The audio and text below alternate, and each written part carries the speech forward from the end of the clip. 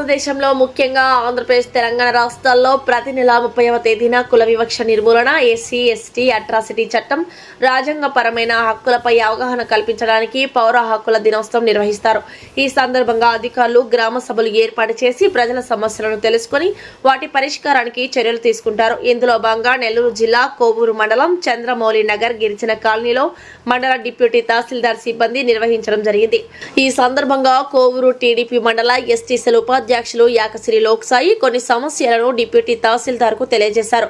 వాటిలో ముఖ్యంగా గిరిజన హక్కులోని ఫ్లెక్సీల మీద, పేపర్ల మీద మీ ఆఫీస్ ఫైల్లో తప్ప మరి అవి ఇంకా ఎక్కడా గిరిజన హక్కుల కోసం ఎందుకు అమలు కావడం లేదు అని, గిరిజనులకు చెందిన భూమిని అగ్రవర్ణాలకు కేటాయించిన వీఆర్ఓపై చర్యలు తీసుకోలేదని, గిరిజనులు స్థలం ఆక్రమిస్తే వారిపై కేసు నమోదు చేయడం లేదని, గిరిజనులకు మత్తు పదార్థాలపై అవగాహన కల్పిస్తున్నారు కానీ ఆపద అంటే రక్షణ కల్పించలేదని, కోవూరు పోలీసులు అన్ని ప్రదేశాలలో రాత్రి వేళ గస్తీ నిర్వహిస్తారని, అదే గిరిజన కాలనీలో గస్తీ 2 నెలలకు 3 నెలలకు ఒకసారి వస్తారని, గిరిజనుల పట్ల కొంతమంది అధికారులు గిరిజనులకు ఏదైనా న్యాయం చేస్తామని పైకి చెప్పుకునేందుకు మా ప్రాంతాలకు వచ్చి ఫోటోలు దిగడం అది మీకు ఉపయోగపడే విధంగా ఉందే కానీ గిరిజనుడికి కనీసం 1% ఉపయోగపడితే బాగుంటుంది అని అధికారులకు తెలియజేశారు.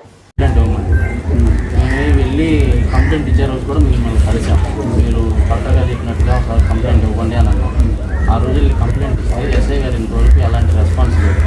ఆయన రెస్పాన్స్ కాకపోవడం వల్ల ఆయన కోర్టు లాయర్ ద్వారా మాకు నోటీసులు పంపించారు. ఆ నోటీసులో ఏమన్నామంటే, నాకు పోలీసు సహకరించింది, వీళ్ళు తప్పు, అందువల్లే వాళ్ళు పోలీస్ కేసు కట్టలేదు, వాళ్ళు ఎస్సీ ఎస్టీ అట్రాసిటీ కేసు కట్టమని చెప్పి డిమాండ్ చేసినా కానీ పోలీసు వదిలేసిందని చెప్పేసి నోటీసులు ఉంది సార్ క్లియర్గా.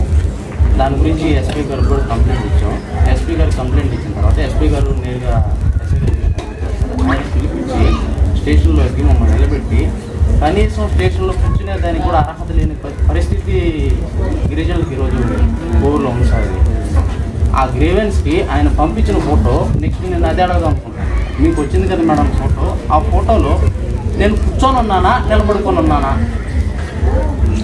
ఆఫీసు ఎస్ఐ గారిదే లేకపోతే పబ్లిక్దే? కనీసం వచ్చిన వాళ్ళకి కూర్చునేదానికి కుర్చీ కూడా ఇవ్వలేను. ఆయన మా గ్రామంలోకి వచ్చి గంజే తీసుకోవద్దు, బంగారు తీసుకోవద్దు, మందు తాగద్దు, ఈ అవగాహన ఇచ్చే ముందు కనీసం వచ్చిన వాళ్ళకి ఒక గౌరవం. నేను దోషులేనా? మేము దొంగతనం చేసి వచ్చామా? మీ దగ్గరికి న్యాయం చేయండి సార్, మా గిరిజనుల భూమి అక్రమంగా ఆక్రమించారని వస్తే మీరు వాళ్ళకి డబ్బులు ఇవ్వాలంట కదా అని చెప్పేసి మమ్మల్ని బెదిరిస్తారు. డబ్బులు ఇవ్వాలంట ముందుగా సార్, చనిపోయినా బతుకున్నప్పుడు డబ్బులు ఎందుకు అడగలేదు అని అంటా. నేను దాదాపు 12 సంవత్సరాల క్రితం 12 సంవత్సరాలు ఆమె బతుకుంది. 12 సంవత్సరాలు ఆమె అడ్రస్ తెలియదు ఆయనకి. ఆమె చనిపోయిన 3 సంవత్సరాల తర్వాత వచ్చి ఈ భూమి నాది అని అంటే అట్టిస్తారు. అప్పటి నుంచి ఈ రోజుకి స్టిల్లు ఇంటి పొందు ఆమె పేరు మీద ఉంది. అది వాళ్ళ సార్ కొడుకు పేరు మీద మార్చుకోవాలని వెళ్తే డెత్ సర్టిఫికేట్ అడిగారు. ఆ రోజు డెత్ సర్టిఫికేట్ ఎంట్రీ చేయించుకోవాలి, తీసుకోవాలి. దానికి నాన్ అవైలబిలిటీ సర్టిఫికేట్ తీసుకొని అప్లై చేస్తున్నాం. ఆర్టీఓ గారి దగ్గర ఉంది. అది వచ్చేంత వరకు వెయిట్ చేస్తున్నాం. ఈ లోపలే సార్ ఇచ్చిన ధృవీకరణ పత్రం అడ్డం పెట్టుకొని ఆయన రిజిస్ట్రేషన్ చేసుకొని సైట్ నాది అని అంటాడు. దాని గురించి మన డీటీ గారు కూడా ఈ ఎక్స్ప్లెనేషన్ ఇస్తున్నాం. ఏమని ఇచ్చామో చెప్పలేదు సార్ కూడా. దాని గురించి ఎక్స్ప్లెనేషన్ ఏం క్లియర్గా లేదు. పోలీసు కేసు తీసుకోవడం లేదు. కానీ ఈ ట్రైబల్ ఏరియాకి వచ్చి మాత్రం మీకు మేము ఉన్నాం అనే మాట మాత్రం ఖచ్చితంగా ఉంటుంది.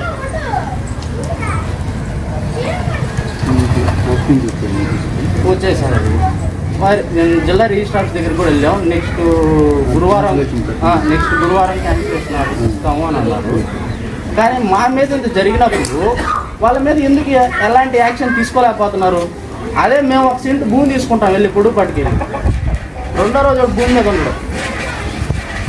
కానీ మా కోసం చేసిన చట్టాలు, మా కోసం చేసిన హక్కులు మా కోసం ఎందుకు పనిచేయడం లేదు? అవి పౌర హక్కులు, జీవించే హక్కు 21 ఆర్టికల్ ఉందని చెప్పేసి ఏదో రాజ్యాంగం గురించి కొంత కాకుండా కొంతైనా చదువుకొని మా ట్రైబల్స్ని ఏదో డెవలప్ చేసుకుందామని ఆఫీసుల దగ్గరికి ఈరోజు వస్తుంటే ఆఫీసులో కూర్చొని కనీసం కూర్చునేదానికి కుర్చీ నెల్లూరు ఐటీడీఏలో మందారాన్ని ఉన్నప్పటి నుంచి కుర్చీలు ఇప్పిస్తున్నాను. నేను కుర్చీలు ఇస్తేనే మాట్లాడతాం, కుర్చీలు ఇవ్వకపోతే మాట్లాడమని చెప్పాం. మీరు వస్తారు వెళ్ళిపోతారు, కానీ మేము మాత్రం ఈ ఆఫీస్కి వస్తూనే ఉండాలి. మీ ఆఫీస్ స్టాఫ్ ఏం చేస్తారు, వాళ్ళు కుర్చీలు ఇవ్వలేదు, నిలబడుకొని వాళ్ళతో మాట్లాడచ్చు అనేది కంటిన్యూ అయిపోద్ది మీ దగ్గర నుంచి. కనీసం వచ్చినప్పుడు కుర్చీ అని ఇప్పించండి మేడం అని అంటే అప్పుడు కుర్చీలు అవి అరేంజ్ చేశారు సార్. అదేవిధంగా కోవూరు పోలీస్ స్టేషన్కి వెళ్తే కుర్చీ ఇరు, చేతులు కట్టుకొని నిలబడుకోండి. అడిగితే ఏందబ్బా ఏంది పని ఏంది, ఇక్కడ ఉండే వాయిస్ వేరు అక్కడ ఉండే వాయిస్ వేరు. మా గ్రామాలకు వచ్చేది మాత్రం ఫొటోస్ తీసుకునేదానికే, ఏదన్నా అక్కడి నుంచి ఆర్డర్స్ వచ్చి ఒక ఫోటో తీసుకొని పెట్టుకునేదానికే తప్ప ఇక్కడ గ్రౌండ్లో ఉండేది వరకు అక్కడ ఆఫీస్లో జరగలేదు సార్. దీని గురించి ఒకసారి మీరు మళ్ళీ తీసుకొని ఏ విధంగా నిన్న ఫోన్ వచ్చింది సార్ గ్రీవెన్స్ నుంచి, నేను రికార్డ్ చేశాను. ఏమని అడిగారు, కనీసం అది మీరు రిపోర్ట్ ఇస్తారు కదా, ఆ రిపోర్ట్ నేను తీసుకొని అని చెప్పి తిరస్కరించానంట. అసలు రిపోర్టే ఇలా నా చేతికి. నేషనల్ కమిషన్కి స్టేట్ కమిషన్కి రెండింటికి లెటర్ పంపించినాం సార్. ఒక కమిషన్ లెటర్ మీ దగ్గరికి వచ్చింది స్టేట్కి, నేషనల్ది ఇంకా రాలేదు. దాని గురించి కూడా ఎక్స్ప్లెనేషన్ ఒకసారి మీరు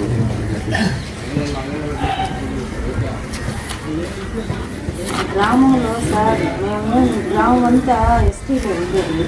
మా గ్రామంలో